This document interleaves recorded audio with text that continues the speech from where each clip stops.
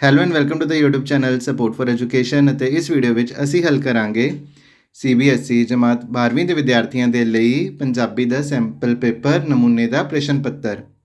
ਪਰ ਵਿਦਿਆਰਥੀਓ, ਸ਼ੁਰੂ ਕਰਨ ਤੋਂ ਪਹਿਲਾਂ ਇੱਕ ਸੂਚਨਾ।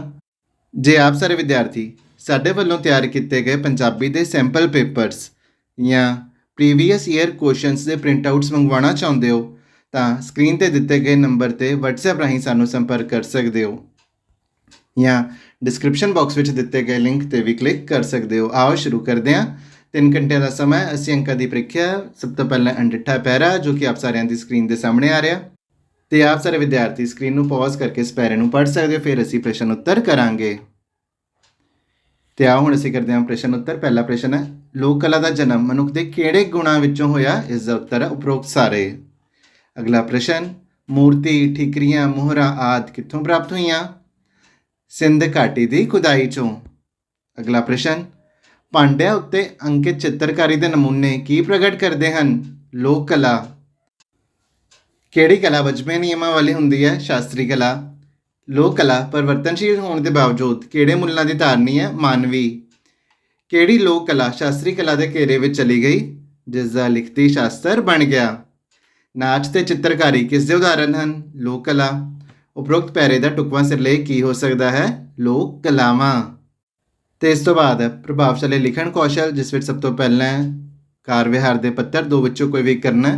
तो पत्तर आप सारे की स्क्रीन के सामने लिखा हुआ आ रहा है। तो आप सारे विद्यार्थी स्क्रीन को पॉज करके देख सकते हो कि पत्तर असी किस तरह लिखा तो किस तरह तुसी पत्तर को लिखना है। पर जे आप सारे विद्यार्थियों ने पत्तर की एक डेडिकेटेड वीडियो देखनी है तो उसका लिंक थले डिस्क्रिप्शन बॉक्स में दिता गया है। तो आप सारे विद्यार्थी उस वीडियो को भी जरूर देखना। तो पत्तर तो बाद पैरा रचना, दो विचों एक पैरा लिखना है। ऑप्शनस हैं रुखों की महत्ता या साडी प्रीख्या प्रणाली। तो पैरा आप सारे की स्क्रीन के सामने आ रहा है। तो आप सारे विद्यार्थी स्क्रीन को पॉज करके इस पैरे को पढ़ सकते हो। इस तो बाद वाक वटांदरा, 4 विचों 3 वाकों का वाक वटांदरा करना है। अजकल कौन किसी के आखे लगता है? इसका बनाना सधारण वाक, अजकल कोई किसी के आखे नहीं लगता। सियाणे बच्चे कभी भी वड्डियां दा निरादर नहीं करते, इसका बनाना है हावाचक। सियाणे बच्चे हमेशा वड्डियां दा आदर करते हैं। राजू ने कार चलाई, कर्मणी वाक बनाना भी कर्म पहला आना चाहिए। कर्म है कार, तो वाक बनेगा कार राजू द्वारा चलाई गई। भावें तुसी दौलतमंद हो तां भी तुसी सुखी नहीं हो, संयुक्त वाक बनाना तुसी दौलतमंद हो पर सुखी नहीं। इस तो बाद अखाण अखौता, 6 विचों 5 अखाणा नूं वाक्यां विच वरतना। संग तारे कुसंग डुबे, तो इसका अर्थ होंदा है कि संगत का असर होंदा है। तो वाक आप सारे की स्क्रीन के सामने आ रहा है। तो आप सारे विद्यार्थी वाक नूं पढ़ सकते हो। घड़े नूं हथ लाया सारा टब्बर ते आया, जदों लोग किसी की रीस करन उदों इसकी वरतों की जाती है। जो राती जागण कालियां सोई खाण सुखालियां, जिसका अर्थ है कि सख्त मेहनत का फल मिलता है। भजदियां नूं वाहण इक्को जिहे, इसका अर्थ होंदा है कि दुश्मनियां लड़ाई विच दोहां धिरां नूं इक्को जिहियां मुश्किलां हुंदियां हन। पानी विच सोटा मारिया पानी 2 नहीं हो जाते, इसका अर्थ है कि अपने कदे पराए नहीं हुंदे। खिद्दो फलोरियां लीरां ही निकलदियां हन, इसका अर्थ है कि बेअर्थ बहस विचों कुछ नहीं निकलता। तो इस तो बाद पाठ पुस्तकां विचों प्रश्न। तो सब तो पहला कवितावां विचों प्रसंग सहित व्याख्या, 2 विचों कोई भी करनी है। सो गईयां हवावां रो रो कर वरलापनी, तारियां नूं चढ़ गया मट्ठा मट्ठा तापनी, जंज सावां दी दा रुस गया लाड़ा, नी पीड़ां दा परागा पुन्न दे पट्ठी वालीए। तो प्रसंग विच असीं लिख सकते हैं, यह काव टुकड़ियां लाजमी पंजाबी 12 पुस्तक विच दर्ज शिव कुमार बटालवी की कविता गीत विचों लईआं गईआं हन। इस कविता विच कवि ने बिरहा दे दुखां दा बयान कीता। इन्हां सतरां विच कवि पट्ठी वाली नूं पीड़ां दा परागा छेती पुन्नण लई कहंदा है। ते व्याख्या विच असीं लिख सकते हैं, कवि पट्ठी वाली नूं संबोधन करदा कहंदा है कि हुण तां हवावां भी रो रो अते वरलाप कर करके सो गईयां हन, तारियां नूं भी मट्ठा मट्ठा ताप चढ़ गया है। कवि प्रकृति नूं भी अपने दुखां दी भाईवाल बणी समझदा है। कवि कहंदा है कि हुण तां शाहां दी जंज दा लाड़ा भी रुस गया, भाव मौत नेड़े है। कवि पट्ठी वाली नूं पीड़ां दा परागा पुन्नण लई कहंदा है। या तुदियां नाल पलमदे बच्चे कम्मी रुजियां मावां, अखां दे विच छलकण अथरू हिक्कां दे विच आहां, बुकियां वर्गे पेट उन्हां दे तुक्कियां वर्गे गाटे, छाले छाले हथ उन्हां दे पैर ब्याहियां पाटे। तो प्रसंग विच असीं लिख सकते हैं, यह काव टुकड़ियां साडी पंजाबी की पुस्तक ਲਾਜ਼ਮੀ ਪੰਜਾਬੀ 12 ਵਿੱਚ ਦਰਜ ਪ੍ਰੋਫੈਸਰ ਮੋਹਨ ਸਿੰਘ ਦੀ ਕਵਿਤਾ ਤਾਜ ਮਹਿਲ ਵਿੱਚੋਂ ਲਈਆਂ ਗਈਆਂ ਹਨ। ਇਸ ਕਵਿਤਾ ਵਿੱਚ ਇੱਕ ਪਾਸੇ ਤਾਂ ਤਾਜ ਮਹਿਲ ਦੀ ਸੁੰਦਰਤਾ ਦਾ ਵਰਣਨ ਕੀਤਾ ਗਿਆ ਹੈ, ਪਰ ਦੂਜੇ ਪਾਸੇ ਇਸ ਨੂੰ ਉਸਾਰਨ ਵਾਲੇ ਮਜ਼ਦੂਰਾਂ ਦਾ ਵੀ ਦਰਦਨਾਕ ਚਿੱਤਰ ਪੇਸ਼ ਕੀਤਾ ਗਿਆ ਹੈ। ਇਹਨਾਂ ਸਤਰਾਂ ਵਿੱਚ ਕਵੀ ਨੂੰ ਤਾਜ ਮਹਿਲ ਉਸਾਰਨ ਵਾਲੇ ਮਜ਼ਦੂਰਾਂ ਤੇ ਮਜ਼ਦੂਰਨੀਆਂ ਦਾ ਖਿਆਲ ਆਉਂਦਾ, ਜਿਨ੍ਹਾਂ ਤੋਂ ਜਬਰੀ ਵਗਾਰ ਕਰਵਾਈ ਗਈ। ਵਿਆਖਿਆ: ਕਵੀ ਮਜ਼ਦੂਰਨੀਆਂ ਵੱਲੋਂ ਤਾਜ ਮਹਿਲ ਦੀ ਉਸਾਰੀ ਲਈ ਕੀਤੀ ਮਿਹਨਤ ਦੀ ਕਲਪਨਾ ਕਰਦਾ ਆਖਦਾ ਹੈ ਕਿ ਉਹਨਾਂ ਦੇ ਦੁੱਧ ਚੁੰਗਦੇ ਬੱਚੇ ਛਾਤੀਆਂ ਨਾਲ ਲਮਕਦੇ ਸਨ, ਪਰ ਇਹ ਮਾਵਾਂ ਇਸ ਹਾਲਤ ਵਿੱਚ ਵੀ ਆਪਣੇ ਕੰਮ ਵਿੱਚ ਰੁੱਝੀਆਂ ਹੋਈਆਂ ਸਨ। ਉਹਨਾਂ ਦੀਆਂ ਅੱਖਾਂ ਵਿੱਚ ਅਥਰੂ ਛਲਕ ਰਹੇ ਸਨ ਅਤੇ ਹਿੱਕਾਂ ਵਿੱਚ ਆਹਾਂ ਸਨ। ਇਸ ਤਰ੍ਹਾਂ ਕਵੀ ਇਹਨਾਂ ਮਜ਼ਦੂਰਨੀਆਂ ਦੀ ਗਰੀਬੀ ਅਤੇ ਲਾਚਾਰੀ ਦਾ ਚਿੱਤਰ ਪੇਸ਼ ਕਰਦਾ ਹੈ। ਇਹਨਾਂ ਮਜ਼ਦੂਰਨੀਆਂ ਦੇ ਭੁੱਖੇ ਪੇਟ ਭੁੱਖੀਆਂ ਵਰਗੇ ਚਿੱਬ ਖੜਿੱਬੇ ਅਤੇ ਉਹਨਾਂ ਦੇ ਗਾਟੇ ਸੁੱਕੇ ਤੁੱਕਿਆਂ ਵਰਗੇ ਸਨ। ਕੰਮ ਕਰਨ ਕਰਕੇ ਉਹਨਾਂ ਦੇ ਹੱਥਾਂ ਦੇ ਛਾਲੇ ਹੀ ਛਾਲੇ ਸਨ ਅਤੇ ਉਹਨਾਂ ਦੇ ਪੈਰਾਂ ਵਿੱਚ ਵਿਆਹੀਆਂ ਪਾਟੀਆਂ ਹੋਈਆਂ ਸਨ। ਤੇ ਇਸ ਤੋਂ ਬਾਅਦ ਕਵਿਤਾਵਾਂ ਵਿੱਚੋਂ ਬਹੁਵਿਕਲਪੀ ਪ੍ਰਸ਼ਨ: ਚਸ਼ਮੇ, ਨਾਲੇ, ਨਦੀਆਂ ਕਿਸ ਤਰ੍ਹਾਂ ਚਾਪ ਰਹੇ ਹਨ? ਨਿੱਕੇ ਸਮੁੰਦਰਾਂ ਵਾਂਗ। ਚੁੰਮ ਚੁੰਮ ਰੱਖੋ ਨਾਂ ਦੇ ਗੀਤ ਦੇ ਆਧਾਰ ਉੱਤੇ ਦੱਸੋ ਕਿ ਸਾਹਿਬਜ਼ਾਦਿਆਂ ਦੀ ਜੋੜੀ ਨੂੰ ਜੰਗ ਲਈ ਕਿਸ ਨੇ ਤੋਰਿਆ? ਮਾਤਾ ਗੁਜਰੀ ਜੀ ਨੇ। ਇਸ ਜ਼ਰਖੇ ਜ਼ਮੀਨ ਦੇ ਲੂਲੂ ਫੁੱਟਿਆ ਜ਼ਹਿਰ ਤੁਕ ਵਿੱਚ ਜ਼ਰਖੇਜ਼ ਸ਼ਬਦ ਦਾ ਕੀ ਅਰਥ ਹੈ? ਇਸ ਦਾ ਉੱਤਰ ਹੈ ਉਪਜਾਊ। ਮੇਰਾ ਬਚਪਨ ਕਵਿਤਾ ਅਨੁਸਾਰ ਕਵੀ ਦਾ ਬਚਪਨ ਕਿਸ ਕਾਰਨ ਨਹੀਂ ਆਇਆ? ਪਿਤਾ ਦੀ ਮੌਤ ਕਾਰਨ।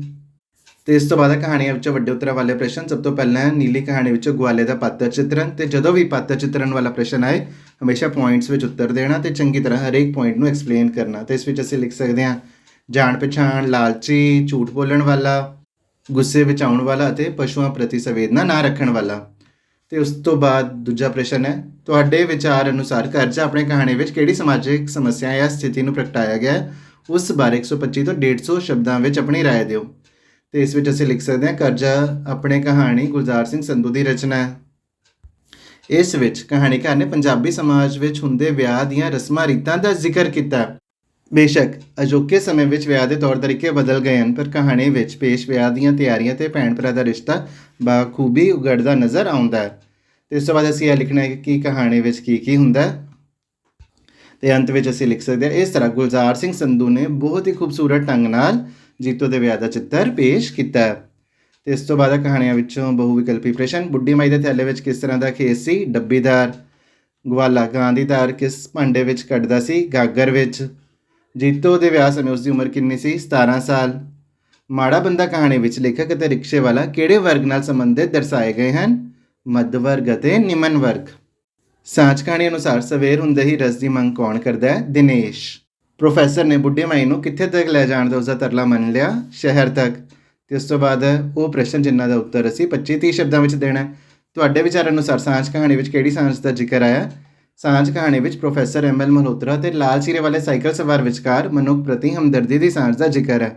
ਦੋਵੇਂ ਹੀ ਬੁੱਢੀ ਮਾਈ ਦੀ ਮਦਦ ਕਰਦੇ ਹਨ ਅਤੇ ਉਹਨਾਂ ਵਿਚਕਾਰ ਹਮਦਰਦੀ ਦੀ ਸਾਂਝ ਪੈ ਜਾਂਦੀ ਹੈ। ਕਿ ਗਵਾਲੇ ਦਾ ਲੇਖਕ ਦੀ ਪਤਨੀ ਨੂੰ ਵੱਛੀ ਲਈ ਦੁੱਧ ਨਾ ਛੱਡਣ ਬਾਰੇ ਕਹਿਣਾ ਠੀਕ ਸੀ? ਆਪਣੇ ਉੱਤਰ ਦੀ ਪੁਸ਼ਟੀ ਕਰੋ। ਗਵਾਲਾ ਲੇਖਕ ਦੀ ਪਤਨੀ ਨੂੰ ਕਹਿੰਦਾ ਹੈ ਕਿ ਨੀਲੀ ਵੱਛੀ ਲਈ ਦੁੱਧ ਛੁਪਾ ਲੈਂਦੀ ਹੈ ਅਤੇ ਬਾਅਦ ਵਿੱਚ ਵੱਛੀ ਨੂੰ ਪਿਲਾ ਲੈਂਦੀ ਹੈ। ਗਵਾਲੇ ਦਾ ਲੇਖਕ ਦੀ ਪਤਨੀ ਨੂੰ ਇਹ ਕਹਿਣਾ ਬਿਲਕੁਲ ਗਲਤ ਸੀ, ਕਿਉਂਕਿ ਗਵਾਲਾ ਵੱਛੀ ਲਈ ਚੁੱਲ੍ਹੀ ਪਰ ਦੁੱਧ ਵੀ ਨਹੀਂ ਛੱਡਦਾ ਸੀ। ਜੇਠ ਦੀ ਧੁੱਪ ਕਾਰਨ ਸੜਕ ਦੀ ਹਾਲਤ ਕਿਹੋ ਜਿਹੀ ਸੀ? ਜੇਠ ਦੀ ਧੁੱਪ ਨੇ ਸੜਕ ਦੀ ਲੁੱਕ ਨੂੰ ਕਈ ਥਾਵਾਂ ਤੋਂ ਪਿਘਲਾ ਦਿੱਤਾ ਸੀ। ਲੁੱਕ ਸਾਈਕਲ ਦੇ ਪਹੀਆਂ ਨੂੰ ਲੱਗਦੀ ਜਾ ਰਹੀ ਸੀ। ਲੇਖਕ ਬਚ ਕੇ ਪੱਕੀ ਲੁੱਕ ਤੇ ਬਜਰੀ ਵਾਲੀ ਥਾਂ ਤੋਂ ਲੰਘ ਰਿਹਾ ਸੀ। ਜੀਤੋ ਦੇ ਵੀਰ ਦਾ ਗੱਜ ਕਿਸ ਗੱਲ ਕਰਕੇ ਪਰ ਆਇਆ? ਕਹਾਣੀ ਦੇ ਆਧਾਰ ਤੇ ਆਪਣੀ ਟਿੱਪਣੀ ਦਰਜ ਕਰੋ। ਵਿਦਾ ਕਰਨ ਸਮੇਂ ਜੀਤੋ ਦੇ ਵੀਰ ਨੇ ਉਦਾਸ ਜਿਹੇ ਮਨ ਨਾਲ ਆਪਣੇ ਬਟੂਏ ਵਿੱਚੋਂ ਸਾਰੇ ਪੈਸੇ ਸ਼ਗਨ ਵਜੋਂ ਜੀਤੋ ਦੇ ਹੱਥ 'ਤੇ ਧਰ ਦਿੱਤੇ। ਜੀਤੋ ਇੱਕਦਮ ਫਿਸ ਪਈ ਅਤੇ ਆਪਣੇ ਵੀਰ ਨੂੰ ਜੱਫੀ ਪਾ ਕੇ ਰੋਣ ਲੱਗੀ। ਇਸ 'ਤੇ ਜੀਤੋ ਦੇ ਵੀਰ ਨੂੰ ਗੱਚ ਆ ਗਿਆ।